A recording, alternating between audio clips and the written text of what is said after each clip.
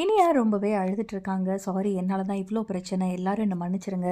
இதுக்கு மேல என்னால எந்த ஒரு பிரச்சனையும் வேணாம். நான் வேணா இந்த வீட்ட விட்டு எங்கேயாவது போயிடுறேன் அப்படின்னு சொல்லிட்டு, கீழ மண்டி போட்டு கையெடுத்து கும்பிட்டு அழுதுட்டுருக்காங்க.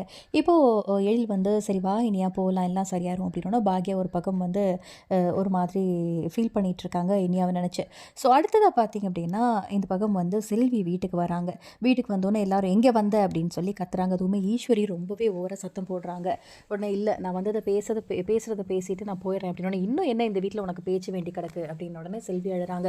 ஆஸ்பத்திரிக்கு 5 பைசா கூட கையில் காசு இல்லை, எல்லா காசும் காலியாகிடுச்சு, என்னோட சம்பளத்தை வாங்கிட்டு போகலான்னு வந்தேன் அப்படின்னு சொல்ல ரொம்ப ஃபீல் பண்ணுறாங்க பாக்யா. அதை பார்த்து உடனே வந்து பயங்கரமாக திட்ட ஆரம்பிக்கிறாங்க. செல்வி எவ்வளோ திமிரு இருந்தால் இந்த மாதிரி இந்த வீட்டிலே வேலை பார்த்து உனக்கு சம்பளமும் தருவோம், எங்கள் வீட்டு பொண்ணும் உன் பையனுக்கு கேட்குதா, நீ தானே உன் பையனை தூண்டி விட்ட அப்படின்னு மனசாட்சி இல்லாமல் ஈஸ்வரி ஒரு பக்கம் கத்த, அதே மாதிரி கோபி செல்லின் இவங்க எல்லாரும் கத்துறாங்க. எல்லாரும் கொஞ்சம் பேசாமல் இருக்கீங்களா அப்படின்னு பாக்யா சொல்லிட்டு வாசல்வி அப்படின்னோடனே இல்லை நான் போகிறேன்க்கா அப்படின்ட்டு காசை வாங்குறாங்க. மிச்சம் ஏதாவது மீதி சம்பள பாக்கி இருந்தால் அதையும் கொடுத்துரு அப்படின்னு கத்துறாங்க ஈஸ்வரி.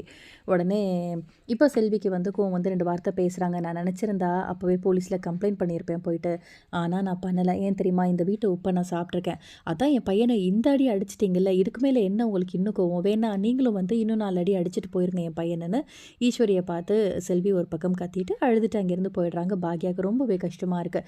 ஸோ இன்னொரு பக்கம் வந்து கோபி போயிட்டு பாக்யாட்ட பேசுகிறாங்க. பிள்ளைங்க விஷயத்தை இனிமேல் நான் பார்த்துக்கிறேன் அப்படின்னோட, நீங்கள் பார்த்துக்கிறீங்களா, இவ்வளோ நாளாக நீங்களா பார்த்துக்கிட்டீங்க, விட்டுட்டு ஓடி போனவர் தானே, நான் தானே பிள்ளைங்களெல்லாம் பார்த்துக்கிட்டேன், இந்த குடும்பத்தை பார்த்துக்கிட்டேன், புதுசாக என்ன அக்கறை அப்படின்னு உடனே, உனக்கு ஹேண்டில் பண்ண தெரியல, மற்ற விஷயத்தெல்லாம் ரொம்ப ஈஸியாக ஹேண்டில் பண்ணுற, ஏன் குழந்தைங்க விஷயத்தில் இவ்வளோ குழம்பி போயிருக்க பாக்யா அப்படின்னு ரொம்ப நல்லவர் மாதிரி பாக்யாக்கே அட்வைஸ் பண்ணுறாரு கோபி. அதெல்லாம் ஒன்றும் தேவையில்லை, நான் பார்த்துக்கிறேன், வீட்டை விட்டு போ அப்படின்னு சொன்னப்போ, குழந்தைங்களுக்காக தான் நான் இருக்கேன் அப்படின்னு சொல்லிட்டு நீங்கள் சொன்னீங்கல்ல, அதை நான் ஒத்துக்கிட்டது தான் பெரிய தப்பு அப்படின்னு ஒன்று இப்போ கோபி ரொம்ப திமிராக பேசுகிறாரு.